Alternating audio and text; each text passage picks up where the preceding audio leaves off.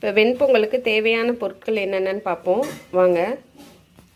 அரிசி 1 tumbler, பயத்தம்பருப்பு 1/2 tumbler, உப்பு தேவைக்கேற்ப, தாளிக்கிறதுக்கு நெய்யில் கருவேப்பிலை, ஜீரகம், மிளகு, பெருங்காயத்தூள், முந்திரி, கொஞ்சம் இஞ்சி இதெல்லாம் தாளித்து கொட்ட போகிறோம். உப்பு தேவைக்கேற்ப 1 டம்ளர் அரிசிக்கு 1 டம்ளர் அரிசிக்கும் 1/2 டம்ளர் பயத்தம்பருப்புக்கும் 4 டம்ளர் தண்ணி ஊற்றி 4 விசில் விட்டால் நல்லா வந்துடும். இனி பொங்கல் எப்படி செய்யலாம்னு பார்க்கலாம் வாங்க. இப்போ நான் இந்த டம்ளரில் தான் அரிசி அளந்தேன், அதனால் இதே டம்ளரில் 4 டம்ளர் தண்ணி எடுத்துருக்கேன். இதை அப்படியே இதில் ஊற்றிடலாம். ரெண்டையும் சேர்த்து கலந்து வச்சாச்சு. இதை ஊற்றிட்டு நம்ம 4 சவுண்டை விட்டுட்டு ஆஃப் பண்ணிடலாம். பார்த்தீங்கன்னா உப்பு தேவையான அளவு உப்பு போட்டுடலாம். ஜீரகம் போட்டுப்போம்.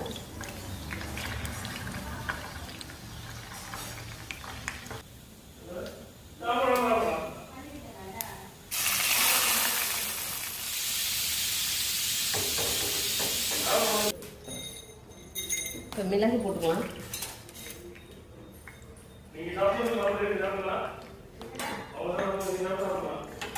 வெடிக்கும் மிளகு போட்டு போனதே வெடிக்கும். வெடிச்சோன்னே எடுத்துட வேண்டியதான். ஒன்று வெடிக்கும் பாருங்கள். வெடிச்சோன்னே எடுத்து கொட்டிக்கணும். மிளகு வேறு இதோட போட்டாலும் சீக்கிரம் ஆகாது.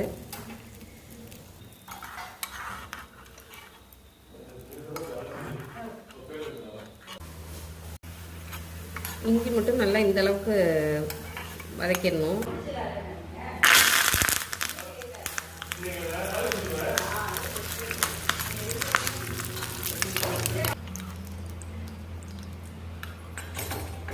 ஒரு சிட்டிகை பெருங்காயம்,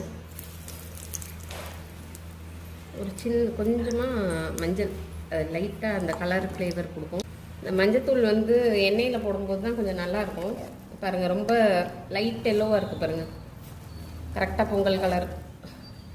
முதல்ல வெள்ளையாக இருந்துச்சு, இப்போ பாருங்கள் நல்லா இந்த கலராக வந்துருச்சு பாருங்கள். இப்போ அவ்வளோதான், பொங்கல் ரெடி. நம்ம பாத்திரம் மாற்றிட்டு காமிக்கிறேன் பாருங்கள்.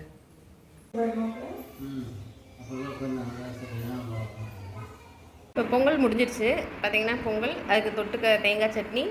நாங்கள் புளித்தண்ணின்னு ஒன்று வைப்போம், அந்த புளித்தண்ணி. இது 3 பொங்கலுக்கு. இவ்வளோ நேரம் இந்த வீடியோ பார்த்தவங்க எல்லாருக்கும் நன்றி. சப்ஸ்கிரைப் பண்ண எல்லாருக்கும் நன்றி. லைக் பண்ண எல்லாருக்கும் நன்றி. சப்ஸ்கிரைப் பண்ணாதவங்க சப்ஸ்கிரைப் பண்ணுங்கள். தேங்க்யூ. இந்த வீடியோட ஃபுல் டீட்டெயில் ஃபஸ்ட் கமெண்ட்டில் கொடுத்துருக்கேன்.